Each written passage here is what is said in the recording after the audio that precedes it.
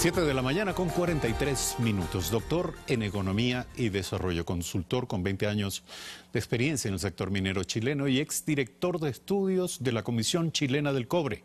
Nuestro invitado esta mañana en Primera Impresión también está invitado, y por eso está en el Ecuador, al primer Foro Internacional Ecuador Minero por Buen Camino, que organiza el Ministerio de Minería. Buenos días, gracias por estar aquí, Juan Carlos Guajardo. Buenos días, muchas gracias por la invitación. ¿Por primera vez en el Ecuador? No, No, seguramente. he estado aquí anterior. ¿Pero para hablar de minería?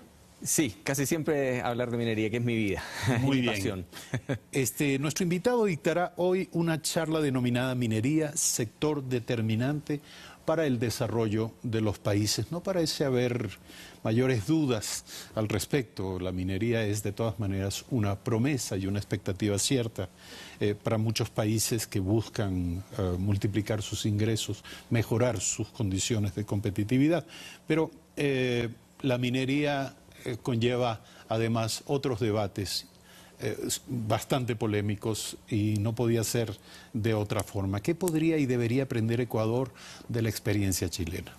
Bueno, Ecuador tiene una oportunidad interesante por el hecho de que tiene el camino despejado hacia adelante en cuanto a poder desarrollar una industria de... ¿Por qué? ¿Por qué está despejado? Porque la historia, por ejemplo, de Chile habla de una explotación minera de varios siglos, mientras Ecuador ha tenido hasta ahora una minería que podríamos calificar no moderna o de acuerdo a los estándares internacionales. Ha sido una minería más bien artesanal y lo que estamos hablando acá y lo que podemos comprobar en los foros internacionales, por ejemplo, es que Ecuador está atrayendo la atención. Eso conlleva oportunidades. Por su gran potencial geológico, exactamente. Existen ya proyectos en la cartera de inversión de grandes inversionistas y hay mucho interés por exploración para poder llegar a desarrollar grandes proyectos en Ecuador. Por lo tanto, Ecuador puede repetir de cierta manera lo que pasó en Chile en los años 90, cuando tuvo un boom de inversión concentrado en 10, 15 años, que le permitió pasar de ser un país de 6.000 millones de dólares per cápita a hoy 25.000 dólares per cápita, reducir la pobreza de 40% a un 8%. Algunos indicadores de transformación económica que pueden estar asociados a un boom de inversión. Ahora, ¿todo es repetible en la experiencia chilena? No. Porque también deberíamos aprender de sus errores. Suponemos que la experiencia se enriqueció con aciertos y con equivocaciones. ¿Qué es lo que el Ecuador no debería hacer a diferencia de Chile? A eso me refería cuando hablaba de la oportunidad de Ecuador, ¿no? El concepto del catching up, el que viene un poco más tarde puede aprender de las cosas buenas y de las cosas malas, ¿no? Yo creo que en Chile las cosas buenas fueron haber generado un marco de estabilidad muy importante, de condiciones predecibles para los inversionistas. Yo creo que en lo que Chile ha ido tal vez un poco más lento es que los debates sobre las relaciones sociales, por ejemplo, asociadas a los proyectos, hemos ido aprendiendo sobre la marcha. Yo creo que Ecuador podría perfectamente mirar lo que ha pasado en Chile y establecer desde el comienzo reglas mucho más claras e inclusivas con las sociedades, con la sociedad en conjunto, con las sociedades en torno a los proyectos y generar un marco de diálogo permanente sobre los proyectos mineros. Pero más allá del conocimiento para gestionar, para procesar la polémica, las diferencias, incluso los conflictos sociales alrededor de la actividad minera, la pregunta es cómo se define o qué es hoy por hoy una minería bien hecha. Una minería bien hecha es una minería que yo la definiría que se sustenta en 3 pilares. Primero, capaz de generar renta suficientemente atractiva para el país y además que el país sea capaz de manejarla de manera estable. Con mecanismos de estabilización, porque es inevitable que los precios de los recursos naturales tengan grandes oscilaciones y eso le hace gran daño a los países. El primer elemento es que los países tengan un marco tributario realmente razonable, que sea atractivo y además que administren esos fondos de manera estable. El segundo elemento muy importante es que este marco para el relacionamiento la sociedad y con el medio ambiente sea un marco sustentable. Es decir, que ofrezca garantías de que es una minería hecha con estándares internacionales y que no genere impactos negativos sobre el país. Y el tercer elemento es que la minería sea una plataforma de desarrollo para el país. Hoy Chile tiene el 10% de su Producto Interno Bruto explicado por la minería. Solo el 10%. Cuando éramos un país mucho más pobre, dependíamos mucho más de la minería. Lo que quiero decir es que la minería, a partir de este proceso de los años 90, ha permitido un crecimiento mucho más diversificado. Pero ¿cuánto le cuesta la minería a un país? Y me refiero a la pérdida del agua, a la afectación ambiental. Es decir, al final parece haber costos escondidos detrás de esto, Mira, más allá de los ingresos declarados por el negocio minero. El Banco Mundial acaba de emitir un informe sobre riqueza en el mundo, no el típico informe de Producto Interno Bruto que compara el ranking del PIB de diferentes países. Y en este ranking incluyó el tema de la depreciación del capital natural. Y la sorpresa es que en casos como Chile no hay una pérdida de capital natural asociado a la explotación minera. No hay.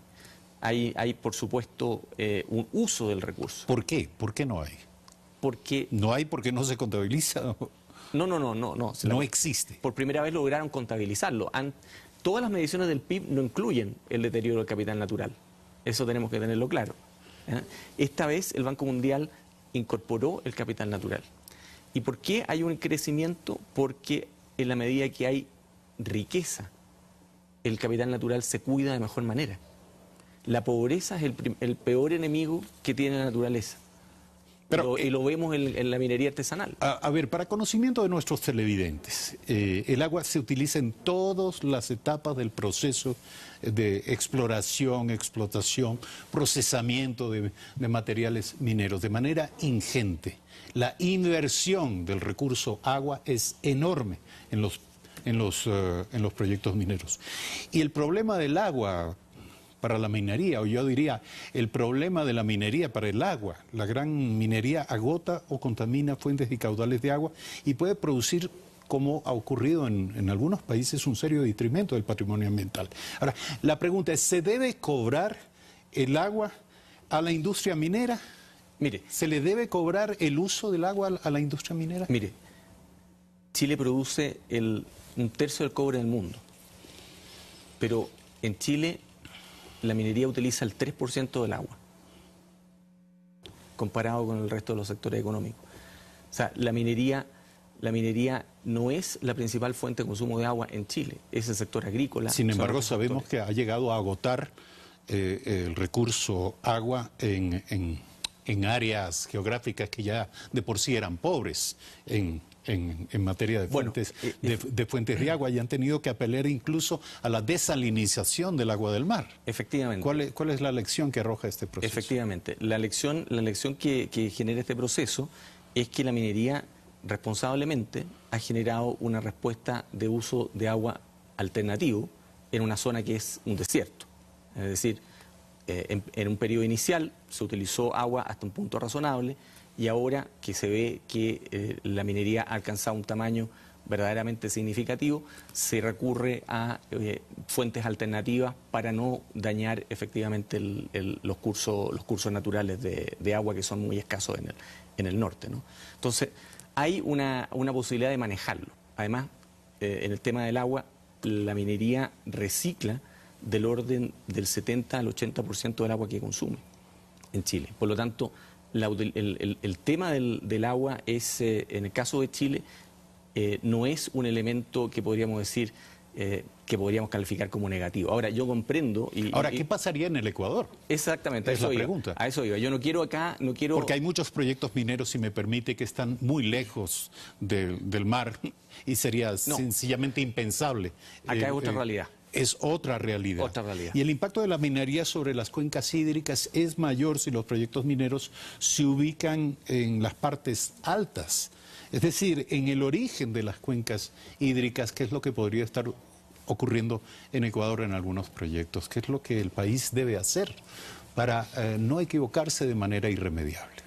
Regular, controlar y asegurarse de que la minería que se está haciendo ahí no es una minería que genere un daño en la naturaleza. Y eso es posible.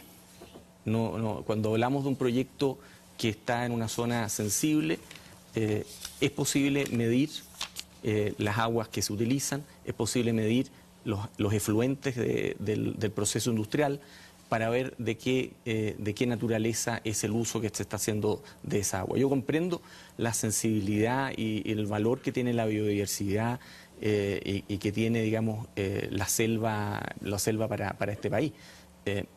Pero si eso no puede... A estas alturas la importancia trasciende al Ecuador. Es la importancia que tiene para la humanidad. Para todo el mundo, efectivamente. Pero lo que hay que comprender es que la riqueza encerrada en los cerros no nos sirve a ninguno de nuestros países. La riqueza natural es la forma en que los países latinoamericanos pueden avanzar hacia el desarrollo. Y hay ejemplos de eso. Australia, Suecia, los países nórdicos son países de primer nivel mundial, tienen los mejores indicadores de PIB, de calidad de vida, pero explotan sus recursos naturales y lo hacen sustentablemente. Ahora, la pregunta es, ¿Ecuador puede aspirar a una minería que trabaje con la más alta tecnología, con los procedimientos más sofisticados para que ambas cosas puedan convivir, la naturaleza y la minería? No solo puede, debe hacerlo así, porque si no lo hace así, yo también le diría no lo hagan.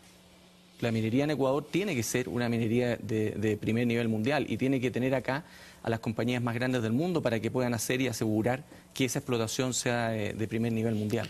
Y para eso, ¿qué rol debe desempeñar la autoridad? Bueno, ¿Qué clase de institucionalidad y qué clase de normatividad se necesita para lograr eso? Bueno, es muy importante. El gobierno tiene que poner las reglas del juego. Ecuador tiene que desarrollar una institucionalidad como la que existe en Chile, en Australia, en los países nórdicos. Tiene que ser una institucionalidad que, ofreciendo reglas estables, asegure que se está controlando adecuadamente y no una institucionalidad, no quiero ser peyorativo, pero países centroafricanos que tienen muy bajos estándares y una situación muy difícil, ¿no? Por eso digo, todo depende de cómo se haga. Bueno, la propia institucionalidad ecuatoriana que rigió hasta hace relativamente poco. Y seamos peyorativos si es necesario. Usted mencionó el boom de los 90 sí. en Chile. Entendemos que en Chile las contribuciones fiscales de las mineras privadas se calculaban sobre la base de los beneficios declarados. La pregunta es cómo evitar que las empresas mineras reduzcan contablemente sus ganancias y declaren pérdidas. Sí, bueno, en eso hay una larga historia en el mundo, pero lo más importante es, y en eso el mundo ha avanzado mucho también, evitar el uso de paraísos fiscales, obligar a que las compañías, por supuesto, estén domiciliadas en el país y que contabilicen toda su actividad a través del país huésped, ¿no? Y evitar el uso digamos, empresas en otros países para desviar flujos económicos. Pero se puede contabilizar y se puede controlar adecuadamente la cantidad de material útil resultado del proceso minero. Bueno, eso es parte de la institucionalidad que requiere el país. El país requiere un servicio de aduanas que tenga capacidades de ir comprobando que las declaraciones se ajusten al material que va saliendo. Se tiene que hacer el chequeo de laboratorios, digamos, en aduana para comprobar de que los componentes que están declarados sean iguales a los que la compañía está incorporando. Eso es parte de las regulaciones que es necesario tener para que el sistema funcione correctamente. Bueno, son muchas de las dudas que subsisten en la mente de los actores públicos Me imagino. y privados en el Ecuador. Su conferencia es a las 8:30 de la mañana. Exactamente. Y usted se enfrentará, creo, a un público diverso que tendrá estas y muchas otras dudas. Estoy muy acostumbrado, Eduardo, porque lamentablemente la minería está construida con muchos mitos.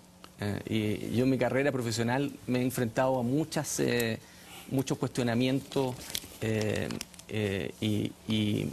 pero al mismo tiempo me motiva el hecho de decir que los países no deben privarse de la oportunidad de transformar la riqueza geológica en riqueza económica.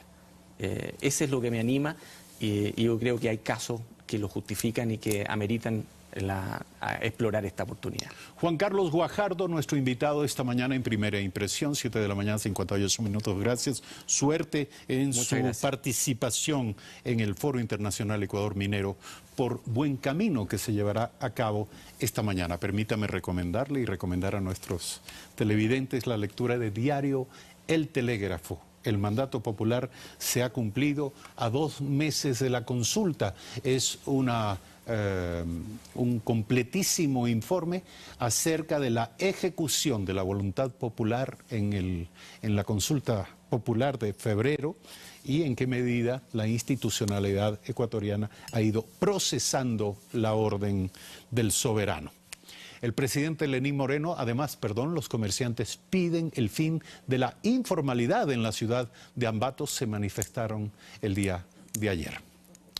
Y por último, el presidente Lenín Moreno activa el Consejo para temas de seguridad. Sigue siendo materia de alta preocupación en el gobierno la situación en la frontera norte. Esto es lo que nos trae este día el diario El Telégrafo. Léanlo.